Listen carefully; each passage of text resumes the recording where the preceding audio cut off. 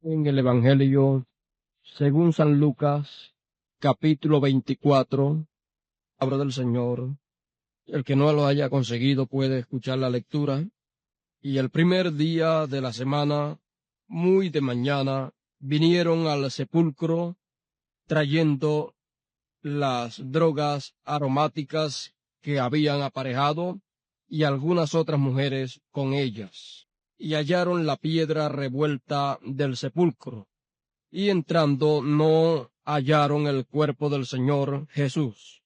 Y aconteció que estando ellas espantadas de esto, he aquí se pararon junto a ellas dos varones en vestiduras blancas, resplandecientes, y como tuviesen ellas temor y bajasen el rostro a tierra, les dijeron: ¿Por qué buscáis entre los muertos al que vive? No está aquí, mas ha resucitado. Acordaos de lo que os habló cuando aún estaba en Galilea, diciendo: es menester que el Hijo del Hombre sea entregado en manos de hombres pecadores, y que sea crucificado y resucite al tercer día. Y busquemos en Malaquías 4. Porque aquí viene el día ardiente como un horno, y todos los soberbios y todos los que hacen maldad serán estopa, y aquel día que vendrá los abrazará, ha dicho el Señor Jehová de los ejércitos, el cual no les dejará ni raíz ni rama. Mas a vosotros los que teméis mi nombre, nacerá el sol de justicia, y en sus alas traerá salud, y saldréis y saltaréis como becerros de la manada, y hollaréis a los malos, los cuales serán ceniza bajo la planta de vuestros pies, en el día que yo hago, ha dicho Jehová de los ejércitos. Acordaos de la ley de Moisés mi siervo, el cual encargué en Horeb ordenanzas y leyes para todo Israel. He aquí yo os envío a Elías el profeta, antes que venga el día de Jehová, grande y terrible, y él convertirá el corazón de los padres a los hijos, y el corazón de los hijos a los padres, no sea que yo venga y con destrucción hiera la tierra. Oremos al Señor. Padre nuestro que estás en el cielo, Dios eterno, he aquí en esta mañana, ante tu presencia estamos y te damos gracias por tus bendiciones y te pedimos, hables a nuestros corazones en esta gloriosa mañana. Padre, te lo pido en el nombre eterno y glorioso tuyo, William Marion Branham. Amén. Amén. Pueden sentarse. En esta mañana vamos a ponerle como tema a el mensaje de esta mañana. Vamos a ponerle como tema: Cristo y su novia han resucitado. Sabemos que cuando el Señor fue crucificado en la cruz del Calvario, allí estaba su novia también para ser crucificada y morir con él en la cruz del Calvario, y por la sangre de Cristo allí derramada, ser limpiada allí mismo en la cruz del Calvario. Sabemos que Cristo y su novia son como eran Adán y Eva. Adán y Eva, antes de estar separados el uno del otro, antes eran solamente un cuerpo. En ese un solo cuerpo estaban Adán y Eva. Adán y Eva estaban en un solo cuerpo viviendo. O sea, Adán era ambos. En él estaba la parte masculina y también la parte femenina. Pero luego Dios separó de Adán la parte femenina y el espíritu femenino, y entonces lo colocó en otro cuerpo, el cual Dios formó con una parte del cuerpo de Adán. Y luego, cuando lo colocó en otro cuerpo, entonces le dio por compañera a Adán. Le dio a Eva por compañera, y de ahí en adelante ya no era un solo cuerpo, sino dos cuerpos. Entonces, vemos que también así es con Cristo y su iglesia. En el tiempo en que el Señor estaba allí en la cruz del Calvario muriendo por nosotros, nosotros, aunque no existíamos todavía en cuerpos terrenales, estábamos allí en Cristo. Y allí Él nos redimió. Allí también Él nos sanó de todas nuestras enfermedades, porque Él allí llevó todas nuestras enfermedades. Él, cuando derramó su sangre en la cruz del Calvario, nuestros cuerpos fueron redimidos y fueron limpiados de todo pecado y de toda enfermedad. La sangre fue derramada sobre la tierra, y de la tierra son nuestros cuerpos. Así es que todos los hijos de Dios que habitarían en cuerpos terrenales, allí la sangre de Cristo los tocó, porque la sangre de Cristo fue derramada sobre la tierra y nuestros cuerpos son de la tierra. Por eso es que cuando hemos necesitado salvación, hemos reconocido lo que Cristo ya hizo. Lo que nosotros hacemos cuando reconocemos a Cristo como nuestro Salvador, buscando la salvación en Él, no es otra cosa sino reconocer dónde está nuestra salvación. Él, cuando nosotros venimos a Él no nos da la salvación cuando venimos a Él. Ya Él nos las dio en la cruz del Calvario. Lo que nosotros hacemos es recibir, recibir lo que Él hizo por nosotros hace 2000 años atrás, aproximadamente.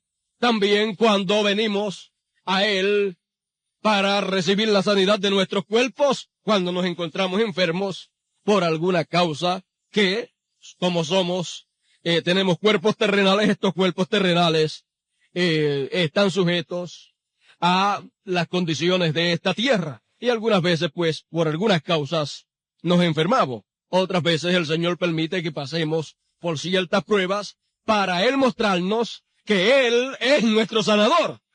Y entonces, nosotros que le conocemos a Él como nuestro Salvador, y nos salvó del pecado y nos salvó de las enfermedades, nos salvó por dentro y nos salvó por fuera, entonces lo reconocemos como nuestro sanador, y entonces, ¿qué hacemos?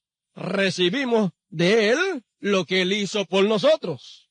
Él no nos puede sanar cuando venimos donde Él. Ya Él nos sanó hace 2000 años aproximadamente. Lo que hacemos es recibir lo que Él hizo por nosotros hace 2000 años aproximadamente atrás. O sea, que no es motivo para rompernos la cabeza en este tiempo en pensar el Señor nos podrá sanar o no nos podrá sanar. ¿Querrá el Señor sanarnos o no querrá sanarnos? Despreocúpese de eso porque ya Él quiso sanarnos y nos sanó hace 2000 años atrás. Ahora depende de usted si usted quiere aceptar lo que Él hizo por usted o si usted quiere seguir con esa carga. Pero ya Él la llevó por usted. Si usted la lleva, eso es usted estar haciendo algo fuera de lugar. Muchas veces pensamos, algunas veces cuando nos encontramos enfermos, ¿será la voluntad del Señor que yo esté enfermo? ¿Será la voluntad del Señor que yo continúe enfermo? Pues mire, la voluntad del Señor desde el principio fue que usted estuviera sano y por eso llevó nuestras enfermedades. Si usted la lleva es porque es la voluntad suya llevarla. Igual que vivir una vida de pecado, esa no es la voluntad de Dios que usted sea un pecador viviendo en pecado, sino que usted sea salvado por la gracia del Señor allá en la cruz del Calvario, la cual Él ganó para nosotros. Esa salvación Él la ganó y Él pagó el precio de esa salvación. No es la voluntad del Señor que usted esté perdido. Por lo tanto, el que vive en pecados y delitos, como el que vive enfermo, está fuera de la voluntad del Señor, porque la voluntad del Señor es que usted esté bien espiritualmente y bien físicamente también. Y ya Él lo hizo por nosotros, ahora le toca a usted y a mí aceptar lo que Él hizo. Cuando usted lo acepta, ya entonces la cosa cambia para usted. Cuando usted aceptó a Cristo como su Salvador, la cosa cambió para su vida espiritual y la cosa fue arreglada en su vida. Cuando usted lo acepta como sanador, si se encuentra enfermo en alguna ocasión, su vida física cambiará también, porque usted estará recibiendo lo que Él ganó para usted y para mí hace 2000 años atrás. Ahora, en este tiempo, hemos visto que el mundo entero conmemora la resurrección de nuestro Señor Jesucristo, quien murió hace 2000 años atrás. Pero que es el lugar donde Él estuvo sepultado, es una tumba vacía. Porque Él, como había prometido, así lo cumplió. Él prometió que se levantaría al tercer día y así lo hizo. Se levantó. Porque Él cumple lo que Él promete. Él dijo, nadie me quita la vida, sino que yo la pongo por mí mismo para volverla a tomar. Y Él la puso su vida por nosotros, porque había una deuda pendiente que tenía que ser pagada y usted y yo no la podíamos pagar. Pues era una deuda la cual tenía que pagarla alguien que pudiese pagarla, y ese solamente era Cristo, quien no había venido por deseo terrenal, no había venido por el sexo, no había venido por sangre humana, sino que había venido por sangre divina. Porque fue la sangre de Dios la que fue derramada en la cruz del Calvario. No fue la sangre humana. Sangre humana, sangre judía o sangre gentil no podía redimirnos de el pecado. El pecado entró por la sangre. Y por la sangre tenía que ser extirpado también. Entonces no había otro sacrificio para el pecado. Por eso fue que Dios no pudo aceptar el sacrificio de Caín. Aquellas frutas y aquel sacrificio que él llevó no era el sacrificio por el pecado que Dios demandaba. Por eso fue entonces que aceptó el sacrificio de Abel, porque trajo la sangre de un cordero. Mostrando así que lo único que redimiría al ser humano sería la sangre de un cordero, y ese cordero tenía que ser el cordero de Dios, del cual Juan dijo, he ahí el cordero de Dios que quita el pecado del mundo. Ahora, viendo que el Señor resucitó, porque Él lo había prometido, entonces podríamos caminar hacia atrás un momentito antes de la muerte y crucifixión del Señor y la resurrección del Señor, y mirar que todo esto había sido llevado a cabo también en tipos, porque lo que Dios está haciendo hoy, también ya eso ocurrió en tipos en las edades pasadas. Vemos que esto que ocurrió ya en tipos había sucedido. Vemos que la resurrección del Señor Jesucristo estaba tipificada cuando el Señor, Dios Todopoderoso, dijo, sea la luz, y fue la luz. Eso fue el primer día de la semana en Génesis. Luego, los otros días de la semana, Dios fue haciendo cada cosa en su día. Eso fue un tiempo de restauración, porque antes de Dios venir a restaurar la tierra y todas las cosas que habían caído, antes de eso, Génesis capítulo 1, verso 1 dice, y en el principio creó Dios los cielos y la tierra. ¿Ve? Cuando los creó, todo estaba en orden, porque Dios no hace las cosas fuera de orden. Dios tiene un orden. Luego en Génesis 1, 2 dice, y la tierra estaba desordenada y vacía. Ya ahí, en Génesis 2, de Génesis 1:1 a Génesis verso 2, pasaron millones de años. En ese lapso de tiempo fue la caída del diablo. Y por eso se desordenó todo, porque donde se mete el diablo, ahí se desordena todo. Y con la caída del diablo, cayó esta tierra también. Cayó en desorden y quedó vacía. Entonces el Espíritu de Dios se movía sobre la haz de las aguas, y llegó el tiempo de la restauración de esta tierra. Entonces, cuando llegó ese momento, Dios habló la palabra. Al hablarla, sea la luz, y fue la luz. No sabemos cuántos días, meses o años pasaron, pero sabemos que luego de la palabra ser hablada, lo que fue hablado fue efectuado, fue materializado. Porque la palabra de Dios es así. Cuando la palabra de Dios es hablada, se tiene que materializar lo que es hablado. Cuando Dios, en los tiempos pasados, a través de sus profetas, habló a través de ellos la palabra, no importaba cuántos días, meses, años o siglos pasasen, se tenía que materializar esa palabra que era hablada. Hemos visto que lo que es hablado, siendo palabra de Dios, y es hablado a través de labios ungidos, tarde o temprano se tiene que cumplir como es hablado. Entonces, cuando podemos oír la palabra de Dios, hablada por inspiración a través de labios humanos, usted y yo tenemos que ver que no es un hombre quien está hablando, sino Dios a través de carne humana. Es la divinidad. Por lo tanto, se tiene que cumplir lo que se ha hablado. Ahora, vemos que en el principio fue la luz. Fue un día maravilloso, un día glorioso para este planeta Tierra, quien estaba desordenado y vacío. Tipificando con la aparición de la luz en el día primero de la semana, tipificando la resurrección de Cristo. Ahora vemos que luego Dios siguió colocando todas las cosas en su orden. Vemos que desde el principio Dios tiene 7 días.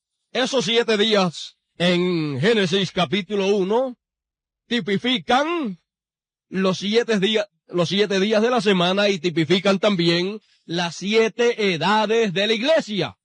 Es la misma iglesia pasando por 7 edades, por 7 temporadas.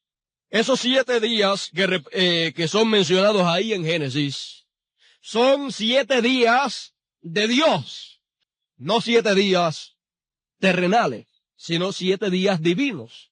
Y conforme a la palabra de Dios, un día delante del Señor es como 1000 años. Un día de los de Dios es como 1000 años de los nuestros. Entonces, Dios está trabajando con días, pero de Él. Esos 7 días que habla ahí la Biblia fueron 7000 años. 7000 años a través de los cuales cada cosa fue ocurriendo conforme a como Dios la hablaba. Ahora vemos que esos 7000 años, 7 tiempos, 7 edades, tipifican los 7 días de la semana nuestra. Y tipifican también las 7 edades de la iglesia. Y tipifican también aquellas fiestas que eran hechas cada 7 años. Cada 7 años había una fiesta. Y luego, después de 49 años, o sea, después de las 7 fiestas, una fiesta cada 7 años, después venía la fiesta número 50, que era la fiesta de Pentecostés. Todo eso estaba tipificado ya desde el principio porque como Dios obra, una vez sigue obrando siempre. O sea que es el mismo plan de Dios desarrollado en diferentes tiempos y para diferentes cosas. Pero es el mismo plan de Dios. Dios como obra la primera vez sigue obrando siempre. Por eso es que es muy sencillo y muy fácil poder ver el plan de Dios porque lo que Él ha de hacer en este tiempo o ha de hacer en el futuro, ya lo ha hecho en el pasado. Y Él sigue el mismo patrón siempre, porque Dios es inmutable. Ahora vemos que cuando el sol salió, aquel primer día de la semana, salió para traer vida a todas aquellas simientes que estaban sobre la tierra, pero por causa de aquella catástrofe que había venido, habían quedado sepultadas en la oscuridad, en tinieblas, y todo lo que había sobre la tierra eran tinieblas, y la tierra estaba envuelta en agua. Pero cuando salió el sol, entonces era para traer a vida aquella simiente que Dios había plantado en el principio. Ahora vemos que cuando Cristo resucita el primer día de la semana también, fíjese, el primer día de la semana resucitó el Señor. primer día de la semana. Luego, ¿para qué resucitó el Señor? Él resucitó para traer a vida eterna toda la simiente de Dios que había caído con la catástrofe que había ocurrido en el huerto del Edén, con el pecado que allí fue originado cuando la serpiente, inspirada por el diablo, engañó a Eva y le hizo comer de el árbol que no debió de haber comido. Y el producto de ese árbol y el producto de haber comido fue Caín, como nos enseña la palabra de Dios. Caín era de el maligno. Y dice que el maligno engañó a Eva. Por eso dice la palabra que cuando Dios lo trajo a juicio a la serpiente y trajo a juicio a Eva y trajo a juicio a Adán, dice que a la serpiente le dijo, enemistad pondré entre tu simiente. Simiente quiere decir hijos, entre tus hijos y la simiente de la mujer. La simiente de la mujer es Cristo. La simiente de la mujer es Cristo. ¿Y Cristo era qué? Un hombre. Dios hecho carne, Emmanuel, Dios con nosotros. La simiente de la serpiente también eran hombres y son hombres siempre. Pues la Biblia nos enseña que hay hijos de Dios sobre la tierra y hay hijos del diablo también. También nos enseña en la parábola del trigo y de la cizaña que el trigo son los hijos de Dios, los hijos del reino, y la cizaña son los hijos del diablo, los hijos del mundo. Ahora vemos que la resurrección de Cristo en el día primero de la semana fue para traer vida eterna a todos los hijos de Dios, los cuales estaban en oscuridad, en tinieblas, por causa del pecado. Pero para todos los hijos de Dios que andaban en oscuridad y tinieblas, luz les resplandeció aquel primer día de la semana. Vemos que esto fue un día maravilloso para todo el pueblo de Dios. Fue el día más glorioso que el pueblo de Dios recuerda en la historia. Y es el momento grande en que la carga nuestra fue quitada. Ahora, fíjese, sabemos que hace 2000 años aproximadamente todo eso fue arreglado. Pero cuando nosotros venimos aquí a la tierra, nacemos aquí en cuerpos humanos, y luego, ¿qué sucede? Nacemos por naturaleza, hablando mentira, porque ya desde que comenzamos a tener capacidad, tratamos de actuar en una forma que no es la correcta. Y luego, cuando llegamos a esa edad que podemos reconocer lo bueno y lo malo, entonces Dios requiere de nosotros el arrepentimiento. Arrepentimiento por nuestros pecados. Ya el pecado original fue arreglado en la cruz del Calvario. Dice que Cristo llevó el pecado. Él lo llevó. Ahora, cuando nosotros vivimos en esta tierra, cada cual se tiene que arrepentir de su propio pecado. Entonces, saber cuál es la fuente de salvación, aceptarla, y todo queda arreglado. Su vida después dirá si realmente usted ha recibido lo que Él hizo por usted en la cruz del Calvario, o si solamente usted lo que ha hecho es que ha querido tener una religión. Su vida hablará más fuerte que sus palabras. Por sus frutos los conoceréis, dijo el Señor. Ahora vemos que todas estas cosas han sido hechas para el beneficio de los hijos de Dios. Los hijos de Dios han venido a esta tierra para ser probados. La Biblia nos enseña que así como los hijos de Dios participaron de carne y sangre, era menester que Cristo también participase de carne y sangre. Nosotros vinimos a esta tierra de la expresión a la manifestación en carne. Y luego pasamos a ser la palabra. Y luego venimos a ser glorificados en cuerpos glorificados. Cristo vino de espíritu, de la expresión a la palabra. O sea, vino de la séptima dimensión, son 7 dimensiones, vino de la séptima, que es la dimensión de Dios, donde Dios habita, Dios es espíritu, y vino a ser, ¿qué? Teofanía, vino a tomar un cuerpo teofánico de la sexta dimensión, porque la sexta dimensión es la dimensión de la palabra. Entonces, en ese cuerpo teofánico de la sexta dimensión, es un cuerpo invisible a nuestra dimensión terrenal.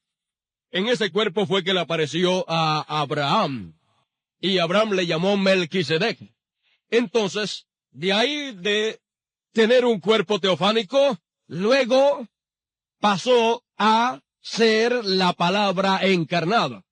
Vino a ser carne para arreglar nuestro problema que teníamos aquí en la tierra y entonces rescatarnos y llevarnos a su dimensión, llevarnos a donde pertenecemos, porque los hijos de Dios no son terrenales, los hijos de Dios son celestiales, los hijos de Dios pertenecen a la séptima dimensión. Entonces, pasamos de la séptima a estas 3 dimensiones en las cuales vivimos nosotros, la primera y la segunda y la tercera, que son luz, materia y tiempo.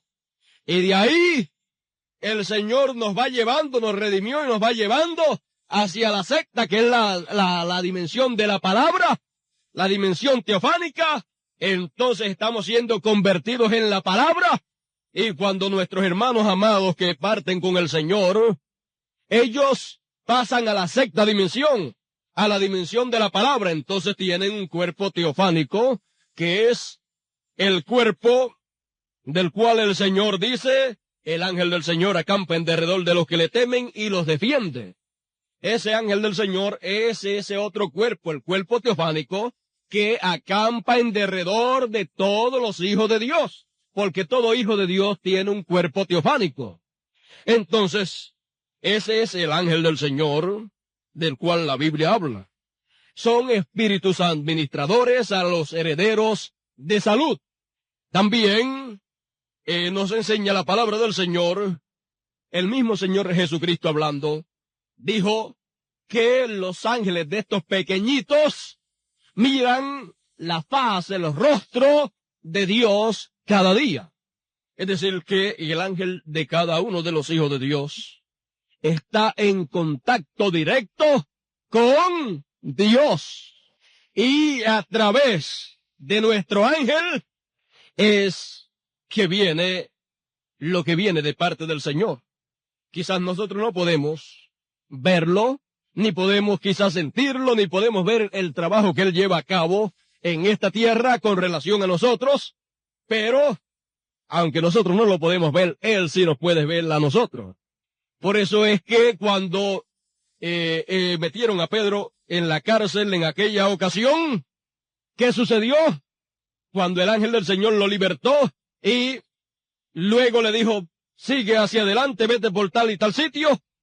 Cuando Pedro estaba tocando a la puerta allá, que la iglesia estaba haciendo oración por él, vino la muchacha, Rodes, y miró, y cuando miró, vio que era Pedro y le dijo a todos los hermanos de la iglesia que estaban allí, le dijo, es Pedro, por el cual nosotros estamos haciendo oración, el Señor lo ha libertado.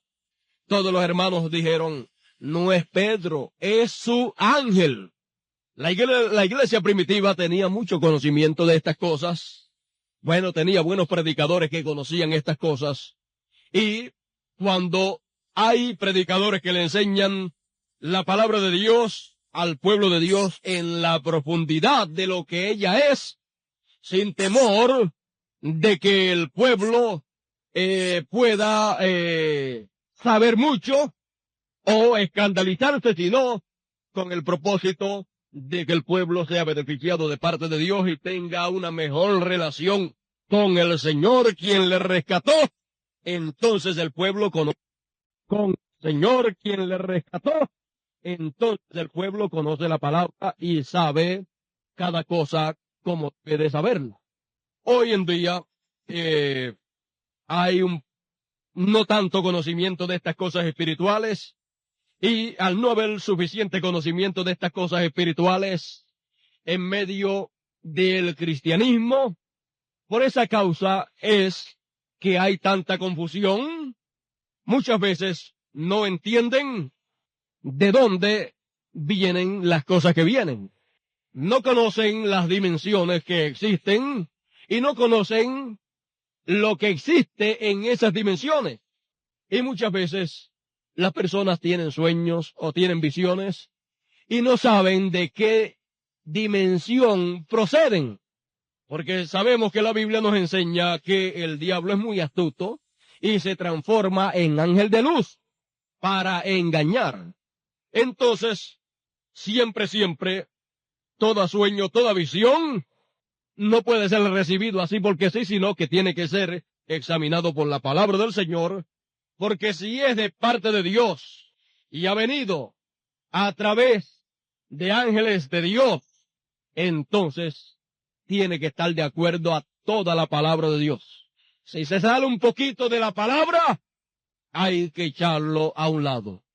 Porque hay otra dimensión también, donde el diablo se mueve y aparece como que es la dimensión de Dios, porque él es un engañador y puede llevar a las gentes por muchos lugares muy bonitos de su dimensión allá, y puede mostrarle muchísimas cosas, pero sin embargo, ser equivocado todo, y aparentemente parece ser la verdad, porque una mentira no es 100% una mentira. La mentira más grande es un 99% verdad y 1% mentira. Esa es la mentira más grande. Porque la mentira más grande es usted oír una verdad con un poquitito de mentira. Esa es la mentira más grande. Y el diablo nunca ha tratado de engañar a ninguna persona con 100% mentira, sino con 99% verdad y 1% nada más de mentira. Eso fue lo que hizo con Eva. El diablo no le dijo que todo eso estaba fuera de lugar. El diablo lo que le dijo a Eva fue que Dios le dijo: el día que comas, morirás. ¿Qué le dijo la serpiente? El día que comas, no morirás. Ve, una sola palabrita metida en el lugar que el diablo quería meterla para que cambiara todo el significado de lo que Dios había dicho. El diablo lo que usó fue la misma palabra de Dios y metió una sola palabrita en cierto lugar que cambió todo el significado de la palabra de Dios. Y eso es lo que el diablo siempre hace. El diablo siempre toma la palabra de Dios 99%. Entonces le acomoda un 1% en el lugar que él quiera acomodárselo para que cambie todo el significado de la palabra de Dios, y el que recibe el 99% con 1% de mentira ha recibido la mentira más grande, la cual el diablo le ha traído. Ese fue el problema de allá del huerto del Edén, y con esa astucia fue que engañó a Eva. Pero gracias damos a Cristo, que nos libertó del pecado, y ahora estamos en victoria en Cristo Jesús. Ahora sabemos que el diablo siempre tratará de engañar a los hijos de Dios. Siempre habrá esa enemistad, porque enemistad pondré entre tu simiente y la simiente de ella. Siempre habrá enemistad, y siempre el diablo tratará de engañar a los hijos de Dios. El diablo siempre imita a Dios. Dios para obrar, Dios para hablar, Dios para hacer algo en esta tierra, siempre usa labios humanos y manos humanas. Siempre Dios tiene que tener a alguien a quien usar para él hacer lo que él quiere hacer en esta tierra. El diablo, para poder obrar también su obra perversa, tiene que tener a alguien a quien usar. Entonces, podemos ver que hay instrumentos de Dios para llevar a cabo la obra de Dios y hay instrumentos del diablo para la obra del diablo ser llevada a cabo. Siempre, siempre el diablo engaña a la gente si engaña a sus instrumentos también. El diablo aún engañó a Judas. Y Judas era un hijo de él, pero lo engañó. Lo engañó y al engañarlo se metió dentro de él y llevó a cabo la obra que iba a ser llevada a cabo en esa ocasión. Después, Judas, cuando se dio cuenta lo que había hecho, dice que se arrepintió. Llevó el dinero de vuelta a los sacerdotes y no se lo quisieron. Y le dijeron, bueno, allá tú. Y él cogió y botó el dinero, lo tiró y fue y se ahorcó. El diablo, después que lo engañó, Judas después se dio cuenta el error que había cometido y se dio cuenta que no valía la pena vivir más en esta tierra. Aún Judas, su nombre estaba escrito en el libro de la vida. No en la sección del libro de la vida del Cordero, no en la sección que es imborrable, sino en la sección que puede ser borrado. Y estaba escrito ahí, pero cuando vendió al maestro, su nombre fue borrado del libro de la vida. Ahora vemos que es una cosa muy importante no dejarnos llevar por nuestros sentimientos, por nuestras experiencias personales, sino por la palabra de Dios. Porque la experiencia de cada uno individualmente puede ser muy hermosa, puede tener experiencias con ángeles, puede tener experiencias maravillosas, sueños, visiones y muchísimas experiencias, pero eso no es lo que cuenta delante de Dios, sino la palabra de Dios. Y si mi experiencia y su experiencia no está de acuerdo a la palabra de Dios, es mejor echar la experiencia a un lado y quedarse con la palabra de Dios, porque escrito está, muchos en aquel día me llamarán, me dirán, Señor, Señor, en tu nombre hicimos esto, lo otro, echamos fuera demonios, hicimos esto, lo otro, echamos fuera demonios, hablamos lenguas, hicimos esto y lo otro, y el Señor os dirá, apartaos de mí, obradores de maldad, no os conozco. ¿Ve usted que no importa la experiencia que uno haya tenido, sino es la palabra lo que vale de parte de Dios? Por lo tanto, tenemos que ser muy cuidadosos en este tiempo, porque el diablo engaña al que se deje engañar de él. Y después, lo triste es cuando llegue el tiempo de oír de labios del Señor el juicio que Él hable con relación a cada uno. Porque habrá un tiempo en que el Señor hablará con relación a usted. A unos les dirá, entrad en el reino de mi Padre. Pero a otros les dirá, apartaos de mí, obradores de maldad. ¿Quién iba a pensar que aquellos líderes religiosos de aquel tiempo del Señor Jesucristo, quién iba a pensar que aquellos eran hijos del diablo? El Señor le dijo que ellos eran hijos del diablo. Pero todo el mundo creía que aquellos eran hijos de Dios. Y los líderes religiosos, más bien lo que decían, el que es hijo del diablo es ese Jesús de Nazaret. Ese es un samaritano y tiene demonio. ¿Ve? Pero ¿qué pasó? Los que ellos creían que era hijo de Dios, los que creían que eran hijos de Dios, eran hijos del diablo, y los que creían que eran hijos del diablo, eran los hijos de Dios. ¿Por qué? Porque se queda con la palabra de Dios. Mis ovejas oyen mi voz y me siguen, y al extraño no seguirán. Esa es la evidencia que tiene una persona de saber si es un hijo de Dios o no es un hijo de Dios. No son los dones que pueda tener, sino la palabra de Dios, si se queda con ella o no se queda con ella. Ahora vemos que los hijos de Dios, una de las cosas importantes que tenemos que saber de ellos es que los hijos de Dios son hijos de Dios siempre. Los hijos de Dios no vinieron a ser hijos de Dios cuando usted aceptó a Cristo, sino que usted aceptó a Cristo porque es un hijo de Dios. Son dos cosas muy diferentes. La Biblia nos enseña que cuando Caifás dijo, es menester que un hombre muera por toda la nación y no que toda la nación se pierda. Dice ahí mismo Juan, el discípulo amado, dice, y estaba profetizando, porque él era el sumo pontífice y estaba diciendo correcto que debía de morir uno por toda la nación, y no solamente por toda la nación, sino por todos los hijos de Dios que estaban desparramados por el mundo. Así que los hijos de Dios son hijos de Dios y ellos fueron redimidos en la cruz del Calvario. Ninguna persona se hace hijo de Dios.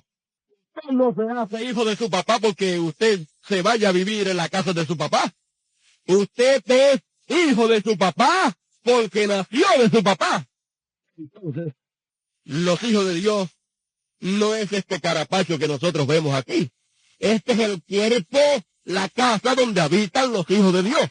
Usted tiene una de un tamaño, el otro tiene una de otro tamaño, pero los que son hijos de Dios son los que están dentro de ese carapacho. Y los hijos de Dios son hijos de Dios desde el principio. Lo que pasa era que no estaban manifestados, pero estaban ¿dónde? Estaban en los lomos de Dios, en los pensamientos de Dios. Entonces, vemos que este verso 52 del capítulo 11 de San Juan dice, y no solamente por aquella nación, mas también para que juntase en uno los hijos de Dios que estaban derramados. ¿Ve usted? Los hijos de Dios no son hijos de Dios, pues es porque siempre lo fue. Vemos por aquí en Romanos capítulo 8, comenzando en el verso 28 que dice, y sabemos que a los que a Dios aman, todas las cosas les ayudan a bien. Es a saber a los que conforme al propósito son llamados. Porque a los que antes conoció, antes de la fundación del mundo, también predestinó para que fuesen hechos conforme a la imagen de su Hijo, para que Él sea el primogénito entre muchos hermanos. Y a los que predestinó, a estos también llamó, y a los que llamó, a estos también justificó, y a los que justificó, a estos también glorificó. Así es que vemos que la cosa es que Dios se hizo carne, murió en la cruz del Calvario, para redimir a sus hijos. Por eso es que las gentes no pueden comprender, porque hay personas que buscan a Dios y sirven a Dios y hay otras que no quieren servir a Dios. Siempre será de la misma manera, siempre ha sido de la misma manera, y aquí, en esta tierra, se está desarrollando un drama muy importante, se está desarrollando en la realidad del drama de Dios. Por eso, vemos que el Señor era tan realista como lo era cuando Él estuvo aquí sobre la tierra. Él no trató de buscar a la gente para hacerlos hijos de Dios, sino que Él vino a buscar y a salvar lo que se había perdido. Si se había perdido, ¿por qué? Porque antes no estaba perdido, pero llegó un tiempo en que se perdió. Y la palabra redención significa volverlos otra vez de nuevo al lugar original. Y Él es el Redentor, Él es el que nos toma de la condición en que estábamos y nos lleva nuevamente a nuestra condición original. Nadie puede ser redimido si no es redimible. En este planeta Tierra hay material que es redimible y hay material que no es redimible entre los seres humanos. Todos los que estuvieron en Dios desde el principio son redimibles. Todos los que no estuvieron en Dios no son redimibles. Esa es la realidad. Porque ¿cómo puede ser una cosa redimida? O sea, llevada otra vez a su lugar original, si su lugar original no era en Dios.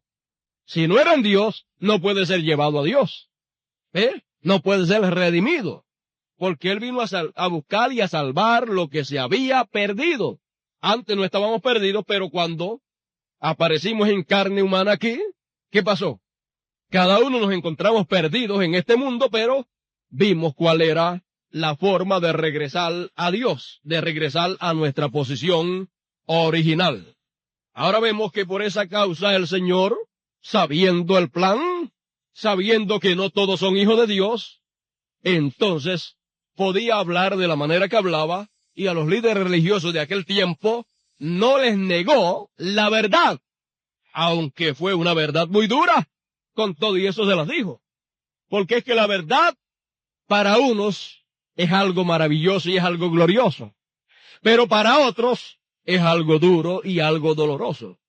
Fíjese, para los líderes religiosos de aquel tiempo, la verdad de Dios para ellos era muy dura.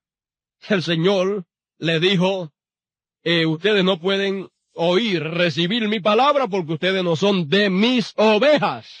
Ya se los dije en otra ocasión, ustedes no son de mis ovejas. Ustedes de vuestro padre el diablo sois. Pero sin embargo, esa fue una verdad muy dura para ellos, una verdad muy amarga y no la quisieron aceptar. Pero para la mujer samaritana, que era una mujer de mala vida, y para otras mujeres más y otras personas más, la verdad de Dios para ellos fue algo dulce. Fíjese, aunque su condición era triste y era mala, pero ellos eran hijos de Dios. No importa la condición en que estaban, a eso fue que vino el Señor, a redimirlos, a retornarlos nuevamente al lugar original. Y vino a ser una verdad muy dulce, muy agradable para sus vidas espirituales, y fueron libertados de la condición en que se encontraban.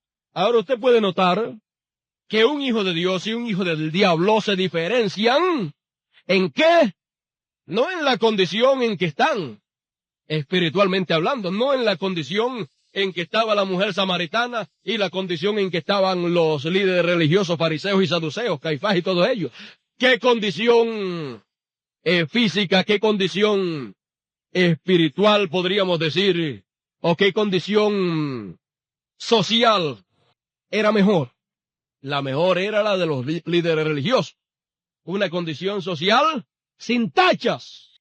La condición de la mujer samaritana y de muchos más era una condición llena de tachas. Y aún la palabra de Dios condenaba esa situación en que ellos se encontraban.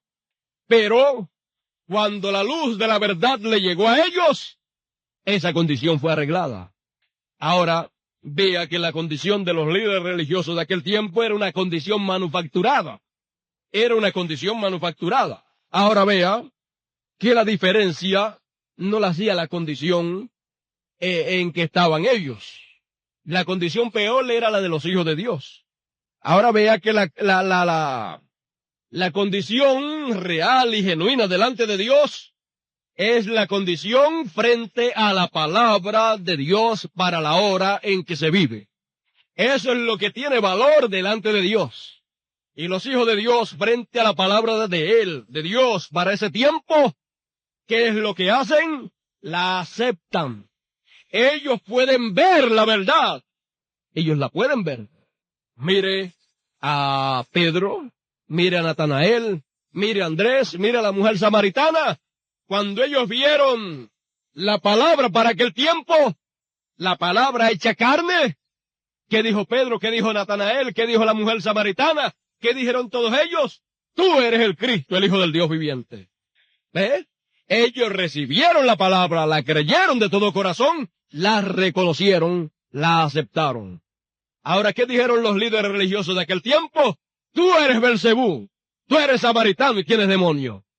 Fíjese, cuando vieron la palabra manifiesta, vieron que el Señor le revelaba los secretos de los corazones a las gentes, porque Él era la palabra en su plenitud, y la palabra en su plenitud no necesitaba tener un don para hacerlo, sino que Él era la palabra en su plenitud, y la palabra en su plenitud discierne los pensamientos y las intenciones del corazón, porque la palabra en su plenitud manifestada en carne humana, ¿qué es? Es Dios hecho carne, hecho hombre.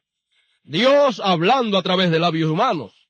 Entonces, siendo Él la palabra encarnada, entonces podía hacer lo que Hebreos 13:8 dice, discernir los pensamientos de los corazones de las gentes. Por eso le podía decir a Pedro, tú eres Simón, hijo de Jonás. A Natanael le pudo decir, cuando tú estabas debajo de la higuera, yo te vi. Y cuando se encontró con la mujer samaritana, le pudo decir cuáles eran sus problemas. Había tenido una cantidad de maridos, 5 maridos has tenido y el que ahora tiene no es el tuyo. Le reveló los secretos de su corazón. ¿Por qué? Porque aquel era la palabra encarnada, la palabra hecha hombre. Dios en carne humana. Y para Dios no hay ninguna cosa oculta. Todo está al descubierto delante de Dios. Cuando ellos vieron esta señal, porque esa es la señal mesiánica, cuando la vieron manifestada, ¿qué hicieron ellos? Reconocieron quién era aquel que estaba frente a ellos y dijeron, tú eres el Cristo, el Hijo del Dios viviente. Tú eres el Mesías. Pero cuando los líderes religiosos vieron aquella señal manifiesta, ¿qué dijeron? Tú eres Belcebú, tú eres un adivino, tú eres esto, tú eres lo otro. ¿Ve usted la diferencia que hay entre los hijos de Dios y los hijos del diablo? Los hijos del diablo rechazan la palabra para la hora en que viven. Los hijos de Dios la reconocen cuando la ven manifestada. Esa es la evidencia de un hijo de Dios. Ahí es que se conoce quién es hijo de Dios y quién no es hijo de Dios. Porque en cuanto a tener religiones, desde el principio, ambos son creyentes. Ambos creen en Dios. Ambos adoran a Dios. Ambos sacrifican a Dios. Ambos reclaman amar y servir a Dios. En el principio, Caín y Abel, ambos proclamaban que servían a Dios. Pero uno era hijo y el otro no era hijo de Dios. El sacrificio de uno fue aceptado y el sacrificio de otro fue rechazado. ¿Sabe usted que solamente Dios acepta el sacrificio, el servicio, la adoración que le brindan los hijos de Dios? Y toda adoración que no venga de los hijos de Dios no es aceptada por Dios, porque el Padre acepta la adoración de sus hijos. Entonces, el padre de los hijos del diablo, que es el diablo, acepta la adoración que sus hijos le ofrecen. Ellos creen que están sirviendo a Dios, pero no están sirviendo a Dios. Están sirviendo a su padre, el cual es el Dios de ellos. Esa era la condición de la religión de aquel tiempo, de la ley, en el tiempo del Señor Jesucristo. Y es triste, pero es una realidad, de que en la actualidad las religiones, cada cual ha formado su propia manera de adorar a Dios y no han chequeado con la palabra de Dios para ver si lo que hacen está de acuerdo a la palabra de Dios. Dios no acepta adoración pervertida. A Dios se adora de acuerdo a su palabra o Él no recibe la adoración. Él no la recibe. Y en vez de la adoración ser aceptada por Dios, entonces Dios la rechaza y es aceptada por el diablo. Porque Satanás desea y ama que le adoren también. Ahora vemos que la historia en este tiempo también es bastante dura para unos y muy gloriosa para otros. En este tiempo es que se dejaría de ver el que sirve a Dios y el que no sirve a Dios. Ahora, fijémonos a través de las edades de la iglesia y notaremos que nosotros estamos viviendo en el fin. Estamos nosotros viviendo un tiempo en que ya las edades de la iglesia han terminado. Estamos nosotros viviendo un día en que el mundo no sabe lo que ha pasado. Fíjese, porque la historia se repite, cuando Juan el Bautista apareció y apareció luego el Señor Jesucristo, se estaba viviendo en la historia religiosa, se estaba viviendo el final de la ley y el comienzo de la dispensación de la gracia.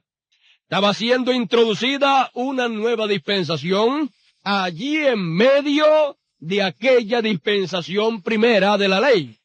Los que no pudieron verla y aceptarla, ¿Qué sucedió? Siguieron allá en la ley, y aún muchos que no pudieron ver bien la nueva dispensación de la gracia, y aceptaron la gracia, pero que no la pudieron ver plenamente, trataron de meter las cosas de la ley para la gracia también. Aún hasta este siglo XX han llegado muchos también tratando de meter la dispensación de la ley, meterla dentro de la gracia. Pero, ¿sabe lo que ha pasado en este tiempo? Que ya la dispensación segunda de la gracia, como la primera, han terminado. Y la gente no se han dado cuenta. Y nunca lo sabrán. Los hebreos nunca han sabido que la dispensación de la ley ha terminado.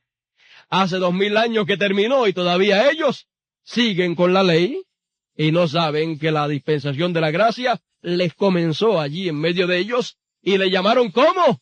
Le llamaron un camino de herejías. Pero Pablo decía, conforme al camino que llaman herejías, sirvo al Dios de mis padres. Conforme al camino que llaman herejías, sirvo al Dios de mis padres, al Jehová del Antiguo Testamento, sirvo con el nombre del Nuevo Testamento, con el nombre de la dispensación de la gracia, Señor Jesucristo. ¿Saben ustedes que ese nombre, Jesucristo, para los de la dispensación de la gracia, eso era un nombre blasfemo? ¿Saben ustedes que para ellos eso era una blasfemia? Decir que el nombre de Dios, el nombre del Jehová del Antiguo Testamento, ahora se llamaba Jesús. Decir que aquel que guió al pueblo de Israel por el desierto en una columna de fuego. Decir que ese ahora se llamaba Jesús, eso era una blasfemia para, en medio de los de la ley. Pero en medio de los de la gracia, eso era la cosa más gloriosa que había.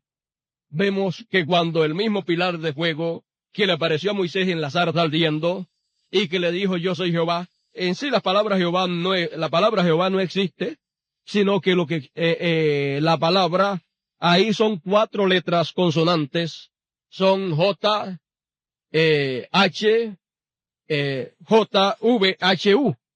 Esas son las 4 letras que existen realmente, pero que eran impronunciables. Entonces, ese que le apareció a Moisés y luego guió al pueblo de Israel en una columna de fuego, y el pueblo era alumbrado de noche por esa columna de fuego, ese ahora en el Nuevo Testamento, en la dispensación de la gracia, ¿cómo se llama? Vamos a pasarla a través de la palabra, a ver si él dijo cómo se llamaba, porque apareció después en la dispensación de la gracia. Cuando San Pablo, primero Saulo de Tarso, iba persiguiendo a los cristianos, le apareció una luz más fuerte que la luz del sol, y Saulo quedó ciego y cayó del caballo. Y esa luz le dijo a Saulo de Tarso, Saulo, Saulo, ¿por qué me persigues? Dura cosa te es dar cosas contra el aguijón. Saulo, sabiendo que esa luz que le había aparecido era la misma luz que le había aparecido a Moisés, le dice, Señor, está diciéndole, Jehová, ¿quién eres? Yo sé que tú eres el mismo pilar de fuego que le apareció al pueblo de Israel, que le apareció a Moisés, y estás apareciendo ahora acá. ¿Quién eres? Ese pilar de fuego, esa columna de fuego, le dice, yo soy Jesús, a quien tú persigues. ¿No sabían ustedes que Dios, cada vez que va a hacer algo, Él usa un nombre para llevar a cabo la obra que Él va a hacer en el tiempo que Él lo va a hacer? Por eso usted encuentra a través de la Biblia que a Abraham le apareció en una ocasión como Melquisedec, en otra le apareció como Elohim, y encontramos que en el Antiguo Testamento el nombre más común, nombre teológico más bien, usado es el nombre Jehová, pero ya en el Nuevo Testamento en ningún lugar aparece.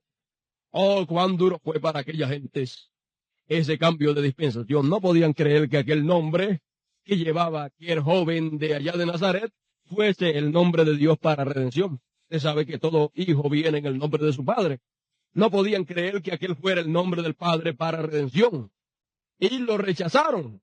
Pero hubo un pueblo, un grupo que lo aceptó, lo recibió y recibió el beneficio para lo cual él vino con ese nombre.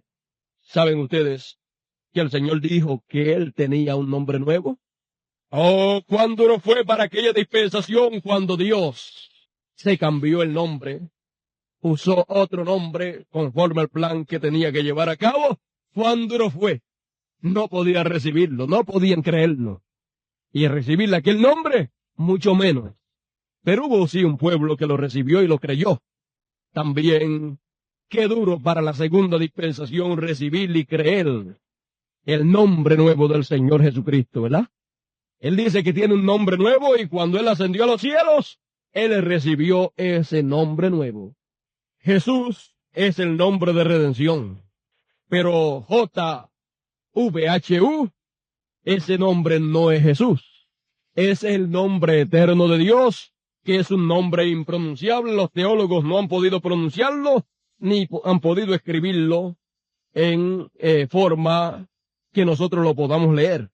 Ese es el nombre eterno de Dios y ese es el nombre que Jesús recibió cuando ascendió a los cielos. Ese es el nombre nuevo del Señor Jesucristo. Ahora vemos que siempre que ha habido un cambio de dispensación, la cosa ha sido muy dura. Y son muy pocos los que han cambiado de una dispensación a otra. Se cambió de la ley a la gracia y de la gracia al reino. Padre, Hijo y Espíritu Santo no son tres dioses. Es un solo Dios manifestado en tres dispensaciones diferentes. En la primera dispensación como Padre en la ley, como Hijo en la gracia y como Espíritu Santo en la dispensación del reino. Ahora vemos que para cada dispensación Dios también tiene un nombre el cual Él usa. Sabemos que en este tiempo ha habido un cambio de edad y un cambio de dispensación. Hemos cambiado de dispensación. La última edad que tuvimos fue la edad de la Odisea, la edad pentecostal. Pero la edad pentecostal ya terminó. Así como la edad wesleyana terminó hace tiempo. La edad luterana terminó también hace años. Pero una edad se entrelaza con la otra. Y aunque haya terminado, siempre habrán personas que se quedarán en esa edad pasada y no querrán caminar hacia adelante para meterse en la edad que ha comenzado. Y ambas edades siempre, una edad con la otra, se entrelazan y una edad se mete dentro de la otra. Y una edad comienza dentro de la otra también. La edad de la Odisea fue la edad pentecostal, o sea, la restauración de los dones. Pero estaba prometido que cuando viniera lo que era perfecto, entonces lo que era en parte sería quitado. Lo que es perfecto no es otra cosa sino la palabra. Y Dios es la palabra. Entonces, no estamos en la edad pentecostal, sino que estamos en la edad de la piedra angular, la edad de la palabra. Y siempre la edad de la palabra, la piedra angular, siempre es Cristo. Estamos en la edad de Cristo. Y Cristo es la palabra en su plenitud. Estamos en la edad de la palabra plena.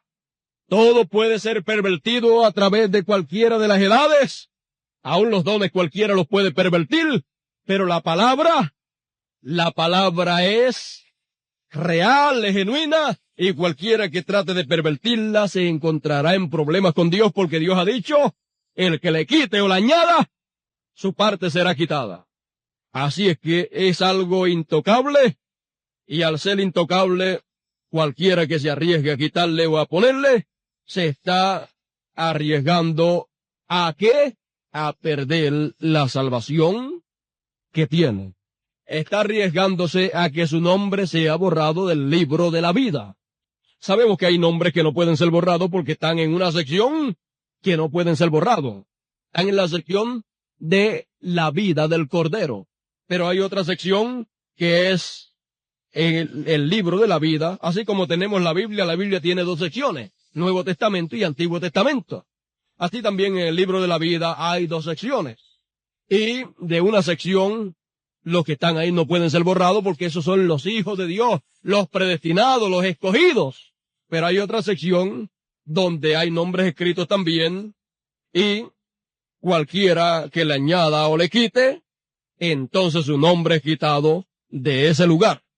Ahora veamos que en este tiempo es un tiempo en que hay que vivir muy cuidadosamente, porque es el tiempo de la Odisea. O sea, es el tiempo en que la Odisea tratará de engañar ¿a quién? A los escogidos. Ya el tiempo de la Odisea terminó y está en tinieblas. Por eso la Biblia dice que la Odisea es pobre, miserable, ciega y desnuda, y no lo sabe. No lo sabe. El pueblo de Israel también, cuando Cristo estuvo sobre la tierra, estaba en la misma condición y no lo sabía, y rechazaron al Mesías y lo crucificaron. En esta ocasión también Dios ha venido en carne humana nuevamente. La palabra se ha hecho carne y han crucificado la palabra por segunda vez. La palabra ha sido crucificada por segunda vez y ahora no hay salvación ni oportunidad de salvación para toda persona que crucifique la palabra. Encontramos que no será en la carne o literalmente como le crucificaron allá, sino que la gente hoy le crucifican hablando mal, blasfemando la palabra de la hora, la palabra encarnada en este tiempo. Así es que son que llevan a cabo la crucifixión en este tiempo en que estamos viviendo. Y caen entonces en la blasfemia contra el Espíritu Santo. Ahora vemos que al estar en esta edad de la piedra angular, no estamos en la edad de la Odisea, en el pentecostalismo ya terminó. El luteranismo ya terminó, pero hay luteranos todavía. El wesleyanismo ya terminó, pero hay wesleyanos todavía. La ley ya terminó, pero todavía hay gente que guardan la ley. No solamente entre los judíos, sino también entre los gentiles, aunque ya todo eso terminó. Pero no pueden recibir entonces el beneficio del plan de Dios para el tiempo en que se está viviendo por esa causa. Porque ya es maná que pasó de tiempo, maná viejo. Eso lo que hace es daño a la gente. El que se lo coma se envenena, espiritualmente hablando. Ahora veamos que no solamente Cristo ha resucitado, sino que la novia de Cristo también ha resucitado. Y ahora vamos a ver esto rapidito para concluir. La novia de Cristo nació el día de Pentecostés. Luego entró a través de las edades. Encontramos que son 7 días también. Entró al primer día de la semana, que fue domingo, luego pasó al segundo, y ya en el tercer día fue juzgada, la novia fue juzgada. Recuerden ustedes que las persecuciones que hubieron en aquellos tiempos, y juzgaron a la novia del Señor, la juzgaron como hereje, como falsa, y empezaron a perseguirla y a matarlos, y luego fue sepultada en la edad de Tiatira, o sea, la cuarta edad, el cuarto día. La mitad de la semana, en la mitad de la semana, la mitad de las edades, ahí fue sepultada, y luego pasaron 3 días. La edad luterana, la edad wesleyana y la edad pentecostal. Esos 3 días, la novia estuvo sepultada. Pero al final de la última edad, al final del tercer día, hubo una resurrección. La resurrección de la novia del Señor Jesucristo. Porque así como el novio, Cristo, fue tomado preso, fue juzgado, fue matado y fue enterrado y resucitó, así también la novia del Señor, a través de las edades, pasó por esas mismas etapas y ahora llegó el tiempo de la resurrección. ¿Cuándo? El Señor resucitó el primer día de la semana, domingo. El primer día de la semana es el día 8 también. El octavo día y el primer día es el mismo. En el octavo día, porque usted empieza a contar la semana, y cuando llega el octavo día, ¿a qué llegó? Llegó otra vez al primer día de la semana. El primer día de la semana es domingo. El último día es sábado. El sábado tipifica la edad de la Odisea. Y al finalizar el sábado, la edad de la Odisea, entonces vino la resurrección de la novia. ¿Qué día entonces es el día de la resurrección de la novia? Domingo. El primer día de la semana, que viene a ser el día 8, como el Señor también resucitó el día primero, que es el día 8. Ese que está allá arriba, que viene a ser este que tenemos aquí dibujado en blanco, la piedra angular. Esta novia que ha resucitado en este tiempo viene a ser la piedra angular de las edades, de todas las edades de la iglesia, de todos esos grupos a través de las edades, el grupo perfecto y que llega a tener la plenitud de Dios como la tuvo Jesucristo y como la tuvo el hermano Branham. El único grupo a través de las edades que llega a tenerlo es el grupo de el primer día de la semana, que es el grupo de la piedra angular. El grupo pentecostal, que es el grupo del día número 7, el mensaje para ellos fue la restauración de los dones y de ahí no podía pasar. Después que se acabó su tiempo, pervirtieron los dones. Pero llegó el día de la semana, el primer día de la semana, una resurrección. Y entonces la novia ha resucitado, se ha convertido en la palabra de Dios. Lo que es perfecto ha llegado. Lo que era en parte fue quitado. Lo que era en parte era para la edad de la Odisea, la edad pentecostal. Lo que es perfecto es para la edad de la piedra angular. Depende de dónde usted se sitúe. Si usted se sitúa en la séptima edad de la Odisea, la edad pentecostal, entonces ahí están todos los dones.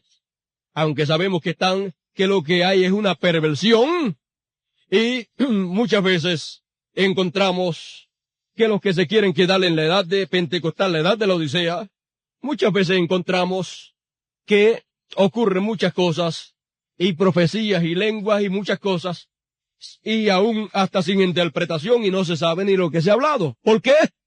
Porque ya su tiempo ha pasado y ya lo que hay es una perversión. Ya no se sabe ni la hora que es. Entonces, cuando ya una edad ha terminado, entonces el diablo se hace dueño de todo. Toma un control completo y como único uno puede ser libertado es moviéndose de edad. Usted puede ver que así también es en las demás edades. Ahora fíjese, siendo esta la última edad, la edad de la Odisea siendo la última edad de la dispensación de la gracia, la última edad de la dispensación de la gracia es la edad de la Odisea, la edad pentecostal. Siendo la última y el pueblo de la dispensación de la gracia no teniendo otra edad, entonces todos los luteranos, wesleyanos, católicos y todos los llamados cristianos, entonces, ¿qué hacen? Se mueven hacia la séptima edad. ¿Para qué? Para recibir, para aceptar el mensaje de esa séptima edad que fue la restauración de los dones. Pero ya es demasiado tarde, se debieron de haber movido cuando era el tiempo de la edad pentecostal, que comenzó en el 1906. Pero cuando era el tiempo, ¿qué hicieron los luteranos, los wesleyanos, católicos y todos? ¿Qué hicieron? Comenzaron a decir que los pentecostales estaban locos, que eso era fanatismo y esto y lo otro. Cuando era tiempo para recibirlo, lo rechazaron. Ahora, cuando ya el tiempo se ha acabado, ahora hasta los católicos están recibiendo los dones. ¿Por qué? Porque ya el tiempo terminó y ahora cualquiera los puede recibir. No saben que es una astucia del diablo moviéndose para agarrar a los pentecostales y meterlos al Concilio Mundial de Iglesia y ahí está la marca de la bestia, y eso es lo que el diablo está haciendo. Sabemos que cuando era realmente el tiempo del pentecostalismo, no se iban a mover ni se movieron hacia adelante. Pero cuando ya ha terminado, entonces se mueven para agarrarlos y que sean sellados con la marca de la bestia. Ahora vemos entonces que la novia ha resucitado como el Señor resucitó. Él resucitó de la tumba. La novia ha resucitado de la tumba denominacional. La novia ha resucitado de entre todas las denominaciones presentes. La novia ha resucitado de la última edad, que es la edad de la Odisea, y ahora está en la edad de la palabra. La novia ha resucitado y está con Cristo. Por eso dice la Escritura, despiértate tú que duermes y levántate de entre los muertos y te alumbrará Cristo, la palabra. Levántate de entre las denominaciones y te alumbrará Cristo, la palabra, la piedra angular. Es un tiempo muy importante en el cual nosotros vivimos. Siempre las cosas espirituales que Dios hace se le pasan por encima a la gente, pero hay un pueblo al cual no se le pasa por encima y ese es al pueblo de Dios. Estamos en una nueva dispensación ya. Estamos en la tercera dispensación, la dispensación del reino, la dispensación en que el evangelio del reino sería predicado por todo el mundo por testimonio de los gentiles. Y entonces vendrá el fin. No el evangelio de la gracia, el evangelio del reino. Este es el tiempo en que estaba prometido que el evangelio del reino aparecería y sería predicado por testimonio a todos los gentiles y entonces vendría el fin. El evangelio de la gracia se predica para salvación. Pero el evangelio del reino será predicado por testimonio a todos los gentiles, predicado al mundo, pero no habrá oportunidad para salvación, porque ya la dispensación de salvación, de redención, concluyó. Ahora ustedes saben que cuando terminó la dispensación de la ley, todo el mundo, los de la ley siguieron igual como si nunca hubiera terminado. Cuando Tito fue a destruir a Palestina, se metieron al templo oral. ¿Ven? No se habían dado cuenta que habían terminado y las cosas siguieron iguales. Pero el Señor le dijo a sus discípulos, cuando ustedes vean eso, sálganse de aquí, salgan de Jerusalén, huyan de aquí. ¿Ve usted? Ahora vemos que la dispensación de la gracia ha concluido y ha comenzado la dispensación del reino. Y el evangelio del reino es diferente al evangelio de la gracia. Es muy diferente. Entonces, vemos que no importa cuántos puedan creer o predicar el evangelio de la gracia de la segunda dispensación, ya no funciona para la gente. Ya no funciona. Las gentes vendrán. Las cosas seguirán iguales. Y si en algún tiempo la gente deseará recibir salvación, será en este tiempo, pero ya es demasiado tarde. Por eso dice la Biblia que clamarán, buscarán la muerte y no la encontrarán. Cuando entonces venga la tribulación, entonces desearán morirse y no va a haber la oportunidad. Tendrán que pasar por ciertas partes de la tribulación para experimentar lo que oyeron en la predicación del Evangelio del Reino. La predicación del Evangelio del Reino para el mundo es una predicación de juicio. No es una predicación para que se arrepientan porque ya no hay oportunidad. Ya cruzaron la línea, cuando tuvieron oportunidad la despreciaron y ya no hay oportunidad. Por más que lloren, griten, por más que den su vida a Cristo, ya la dispensación de la misericordia terminó. Donde único hay misericordia ahora es en la novia de Cristo que ha resucitado. Y no por redención, sino por reclamación. Ahora estamos en una nueva dispensación. El mismo Dios en una nueva dispensación, porque Dios lo único que cambia es la dispensación y los instrumentos que usa en cada dispensación, pero es siempre el mismo Dios. viene una apretura para esa novia que ha resucitado. Viene una persecución fuerte. ¿Quiénes serán los que perseguirán a esa novia? Los de la segunda dispensación, el cristianismo, que se unirá en el Concilio Mundial de Iglesias con todas las religiones juntas, perseguirá a un grupito que ha recibido el Evangelio del Reino y ha entrado a la tercera dispensación y está predicando el Evangelio del Reino. El Evangelio del Reino para nosotros es dulce, pero cuando el mundo lo oye, para ellos es duro, es amargo. No importa cuántos cientos o miles o millones de personas traten de buscar la salvación, ahora, redención, ellos creen que la reciben, pero ya el plan de redención concluyó. Y esto sí que es duro y es amargo, pero es la verdad. Es el momento más duro y más difícil para este mundo. Este mundo está entrando a una dimensión a la cual la Biblia le llama la dimensión de las tinieblas, que no es otra sino la quinta dimensión.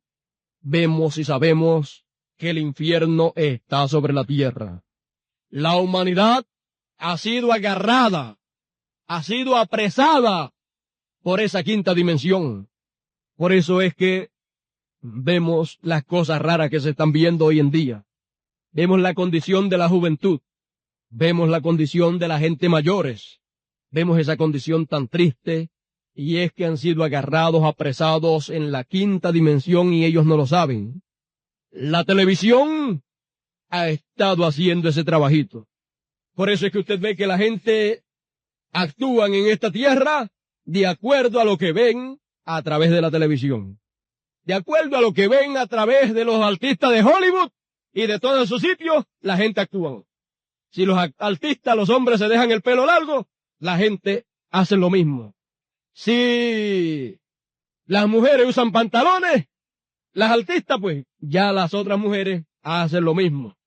Si los hombres hacen tal cosa a través de la televisión y de los cines, entonces la gente hace lo mismo. Pero no sabe que es el diablo que se ha apoderado de los seres humanos. La quinta dimensión, el infierno, que es la quinta dimensión, se ha apoderado de la gente y ha usado la cuarta dimensión, que es la dimensión de las ondas, a través de la cual pasa las imágenes de televisión y las ondas, la voz, y la ha estado usando para pasar todo lo de la quinta dimensión, pasarlo a nuestra dimensión. Y tiene sus instrumentos, todos esos artistas son instrumentos del diablo, para aprisionar a la humanidad. Fíjese, vemos que es una dimensión que se ha metido dentro de esta dimensión.